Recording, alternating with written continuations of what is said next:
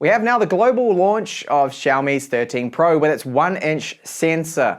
And then the Xiaomi 13. Now the 13 is a more compact flagship for, well, nowadays that is standards.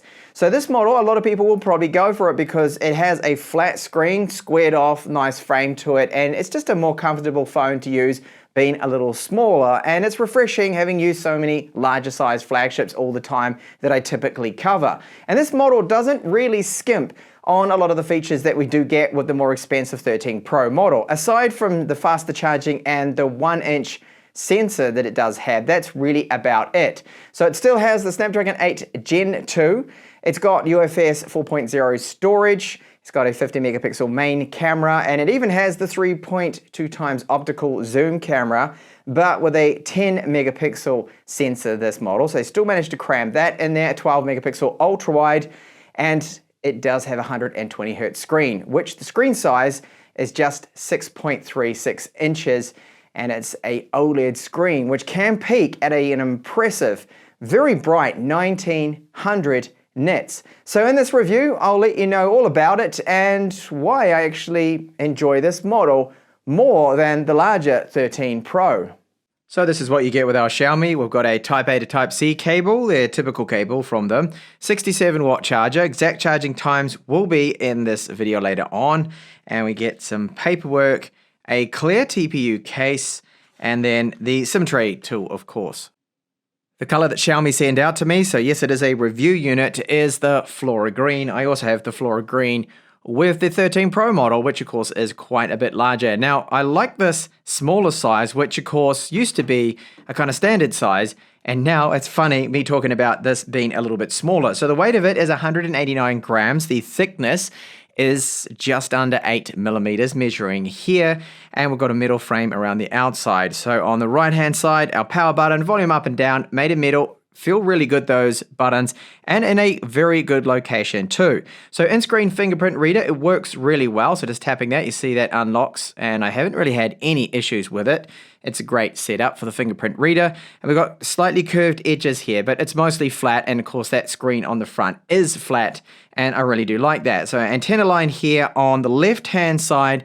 Down below, we've got our Type-C port. Still, sadly, no video out. Still USB 2 speeds, which are super slow. And yes, I'm a broken record. I hope they're going to get up with the times, Xiaomi, and eventually one day, hey, maybe in 2025, update this to USB 3.1 spec would be great. So down-firing loudspeaker, there's also another one in the earpiece there. Microphone, antenna lines, our SIM tray tool takes dual nano SIMs. It's really the same setup as its larger 13 Pro brother, you could say.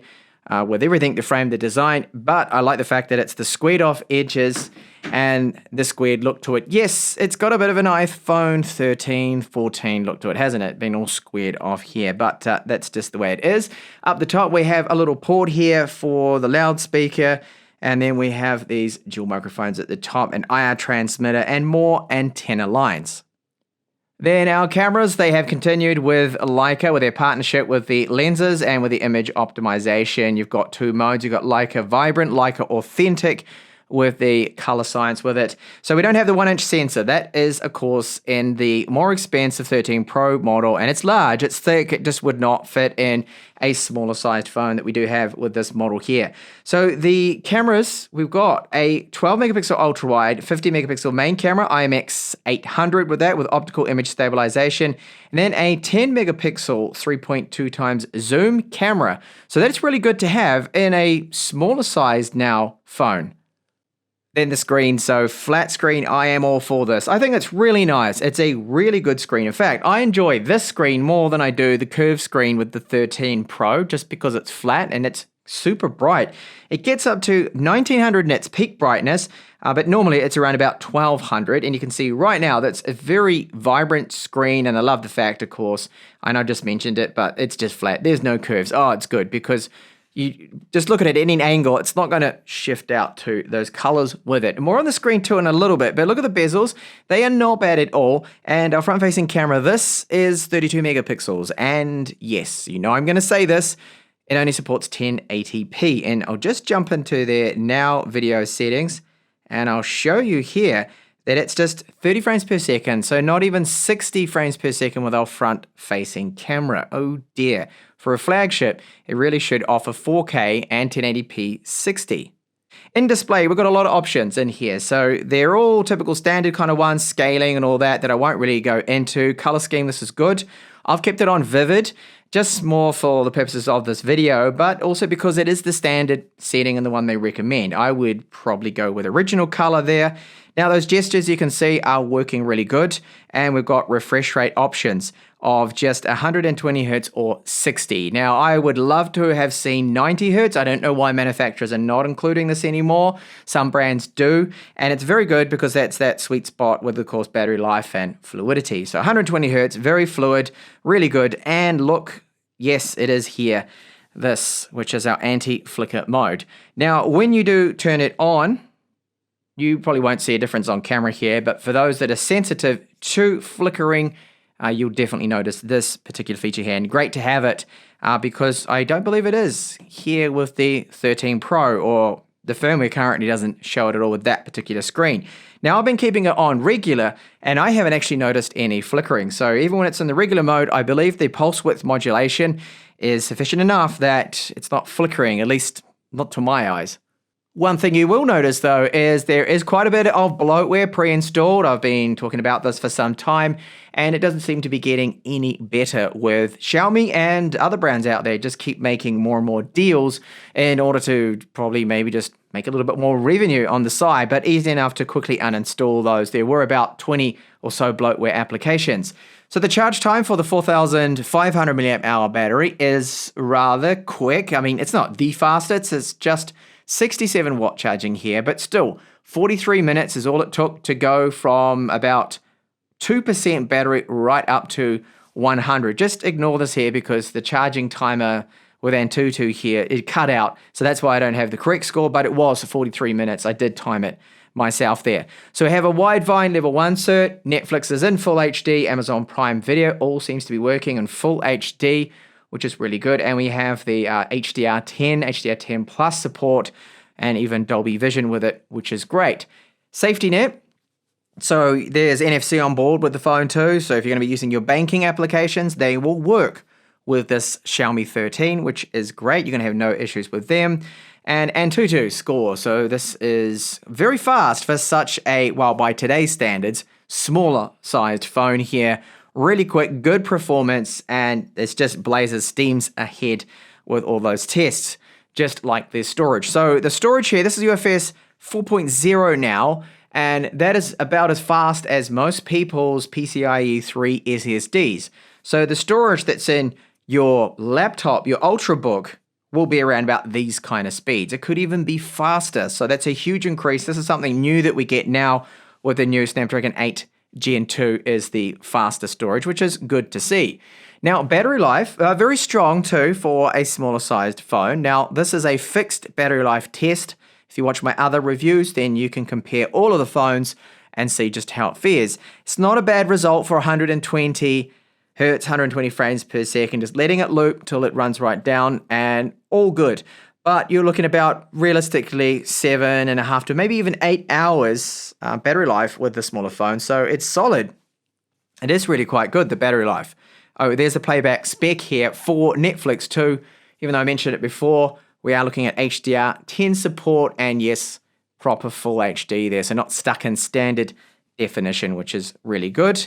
And then a stress test is the last little test that I did run. And this shows that although the score is not the highest I've seen, for the Snapdragon 8 Gen 2, I've seen scores that are around 3,700. It's throttled back to start with, but the performance is constant. You can see it only really throttles down about 2.6%. That's the performance loss we get.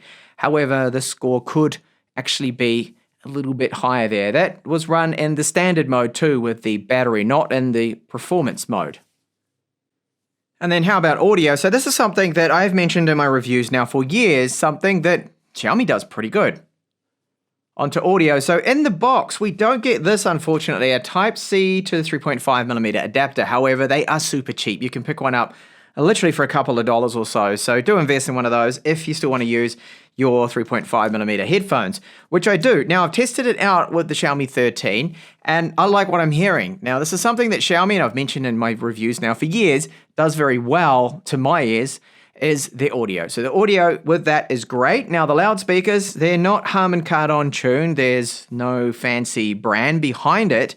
The speakers here and then at the top. So these dual loudspeakers, they sound pretty decent. They're good, nice amount of volume to them as well, bit of bass, some mids in there. For the size of phone again, I think very good, decent. So here is a sample at 100% volume, just so you get an idea of what they sound like.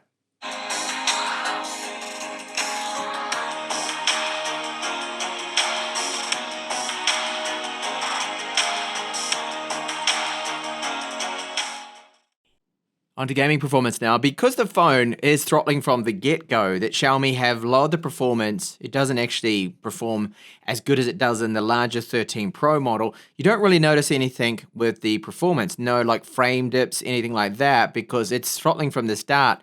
So it's actually good though. The thing is, it's going to be running around 55 frames per second to 60 with Genshin Impact that I've seen using their game turbo mode. You can actually check on the frame rate there, and it seems to be just fine. Now, what I do notice is that yes, the phone gets hot, and around the back of it, you do feel that it heats up a little bit. It gets up to about 44 degrees Celsius. So warm to the touch, hot to the touch, but the performance unaffected really. It just keeps on with that continual same consistent frame rate when gaming. So even though it's a smaller phone, the gaming performance is excellent. It just won't be the fastest Snapdragon 8 Gen 2 mobile out there for gaming performance, but it is perfectly fine, and I do enjoy gaming on this phone thanks to the smaller size. Over to our cameras. First off, video performance. So there's some good news and some bad. The good news is this is 320 kilobits per second, the audio bit rate, so not the 96 kilobits per second that we often see with Xiaomi. The bad news is, and you guessed it, yes, no 4K with the front-facing cameras at all. So it's 1080p, that's all we get with front-facing cameras. Really not flagship spec at all. Xiaomi needs to change this, and I've been ranting on it about, I don't know, hundreds of my videos now, probably, that they really do need to get up with the times and add 4K with their front-facing cameras. Now, as far as it goes for a 1080p front-facing camera video quality, the stabilization is good. For 1080p, the quality is reasonably good as well. Let's take a look at those rear cameras now, video performance. So it does have optical and electronic image stabilization. It can apply a bit of zoom. So I'm just going to zoom into some of these boats here. This is 2 times digital zoom. Go up then to 3.2. It doesn't actually swap over the camera at all. Not looking that great. So if I pull all the way back, it just stops at 1 time. So we cannot, on the fly, go over to the ultra wide, unfortunately. So just jog ahead a little.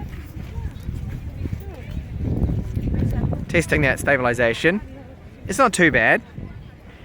And panning around now very slowly. Hopefully none of that annoying judder that comes through. This is 4K 30 frames per second. You can also shoot 8K 24 frames per second and 4K 60. As for photo samples, this is our ultra wide here. Now it's very good, the HDR, because it captures a lot of those clouds and gets everything. So that's of course daylight, it does fine. This shot here, portrait mode of my daughter, looking reasonably good. The stitching is okay, but it's very difficult for phones, of course, to stitch around the fine strains here, left and right of her head there. Portrait mode for animals. This is my cat Vera. Didn't work so well. The portrait camera with the 3 times zoom, 3.2 times here, are looking a little bit blurred. And this is their macro shot. So what I like about this is it didn't clip any of these bright colors. So those pinks and the yellows of the flowers actually came out all right, but it's not an amazing photo. Main camera again, so that is the IMX 800, the 50 megapixel one with optical image stabilization. Again, in good light, takes a very good photo, pretty much like any camera nowadays, any smartphone. And this is just applying now the 3.2 times zoom, which is still, again, in these kind of conditions, a very good shot there, plenty of details to it. So this particular shot now is another ultra wide, and the sun has just gone down to this areas in the shadow. And this is where things get a little bit more difficult. Still a good shot, a lot of detail, but slight bit of noise coming into it. And here the main camera starting to struggle a little bit in these conditions. You can see the boat in the background is in the sun, but in the shade here, I've noticed that the camera's just aren't anywhere as good as the 13 Pro, which is very obvious now when you take low light photos. So this one here looking terrible, to be honest. The Xiaomi 13 Pro would do about a 3 times better shot than that. This is okay. So if you do have your low light subjects already lit up, like these buildings here with the street lamps, it'll come out okay. And that's a very usable photo. So is this right here too, which is the main camera, but there's plenty of lighting with all of these buildings. So where it struggles in the low light is when there's not a lot of lighting around. There is a big difference, I feel, compared to the 13 Pro from Xiaomi. So clearly to me, the cameras are the weakness with the Xiaomi 13. There is a definite room for improvement. Firmware updates hopefully will pick things up when it comes to especially low light camera performance. Now what I've seen here is maybe something that I don't know, and of course I can't say this as a fact at all, that it looks and feels like to me that they've intentionally kind of just capped that camera performance. So they want buyers out there that want the absolute best for your ultra wide or your main camera performance, or low light especially, to go out and get yourself the more expensive Xiaomi 13 Pro. So I do hope with the firmware updates they can address some of the things I've seen with the low light performance especially and improve upon that. So we do have the typical shortcomings that we generally have now that I mention and just keep repeating myself over and over again with the Xiaomi flagships, is that we don't have 4K front-facing cameras, we don't have USB 3.1, we don't have video out with them, and that's always going to remain. However, I'm happy to say that yes, the audio bitrate is the same as the 13 Pro. This model right here, the more expensive one, being 320 kilobits per second, is excellent. So the audio quality is not bad at all, but it is very susceptible to wind noise. Just bear that in mind. Aside from those things, the camera really and those normal shortcomings of a Xiaomi flagship, there is a lot on offer here with Xiaomi's 13. I love the screen, that it's flat, the build quality, the squared off metal frame, just the size of it. I am enjoying this phone more than the 13 Pro just for that simple fact that it's more compact, it's a flat screen, it's a brilliant screen that's in this, the OLED, 120 Hz, very good UI performance, and only occasionally I may see that little spinning loading the UI icon. That's about it when it comes to the UI. It seems to be very stable so far. So this is Xiaomi's 13. Do check out my videos of the Xiaomi 13 Pro, and thank you so much, as always, for watching this review.